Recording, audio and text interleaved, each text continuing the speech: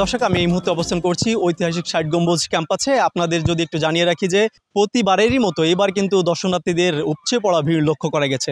সকাল থেকে সন্ধ্যা পর্যন্ত কিন্তু দর্শনার্থীরা এসে থাকে। তবে এই যে গোধূলি আভা রয়েছে, মানে সূর্য ডুবার আগ মুহূর্তে কিন্তু বা বিকেল ৫টা থেকে কিন্তু দর্শনার্থীদের আনাগোনা কয়েক গুণ বেশি দেখা যায়। আমি কিন্তু এখানে বেশ সময় ধরে বিভিন্ন স্থানে ঘুরে ঘুরে দেখেছি, যেমনটা এখানে লক্ষ্য করা গেছে এত ভিড় কিন্তু অন্য কোথাও দেখা যায়নি। এর পাশাপাশি কিন্তু ৬০ গম্বুজ মসজিদের পাশাপাশি খান জাহান আলীর যে মাজার রয়েছে, মাজারও কিন্তু একই অবস্থা রয়েছে।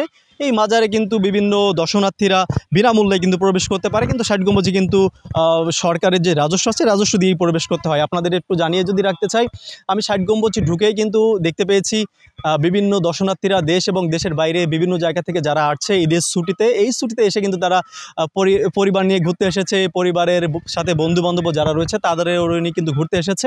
ঘুরে ঘুরে কিন্তু তারা স্মৃতিবদ্ধ করে রাখার জন্য কিন্তু তারা সেলফি তুলছে, ছবি তুলে কিন্তু তারা স্মৃতিবদ্ধ করে রাখছে। আমি কিন্তু বিভিন্ন দর্শকের সাথে কথা বলেছি, তারা যেমনটা জানিয়েছে যে তারা বলেছে যে ৬০ গম্বুজের পাশাপাশি কিন্তু ৬০ গম্বুজে বিভিন্ন ধরনের আশেপাশে বিভিন্ন স্থাপনা রয়েছে। বাগেরহাটের নানা স্থাপনার জন্য কিন্তু আসলে বিখ্যাত রয়েছে, কিন্তু গাইড না থাকার কারণে কিন্তু ৬০ গম্বুজের গাইড না থাকা সত্ত্বে কিন্তু যে ৬০ গম্বুজের সাথে সাথে যে স্থাপনাগুলো আছে, স্থাপনাগুলো কিন্তু তারা ভালো করে জানে না অথবা দেখতে পায় না। আমি যদি আপনাদের একটু জানিয়ে রাখি যে ৬০ গম্বুজের পাশাপাশি কিন্তু একটু সামনে রয়েছে খান জাহান আলীর মাজার, দক্ষিণে রয়েছে কিন্তু অযোধ্যা মঠ, দক্ষিণের আরেকটু পাশে কিন্তু মানে এইখান থেকে প্রায় ৫০-৫০০ মিটার দূরত্ব কিন্তু রয়েছে খান জাহানের যে বসত বাড়ি রয়েছে, এই বসত বাড়ি কিন্তু রয়েছে, সেখানে কিন্তু উন্মুক্ত অবস্থায় রয়েছে, যেখানে যে কোনো দর্শনার্থীরা কিন্তু সেখানে প্রবেশ করতে পারে।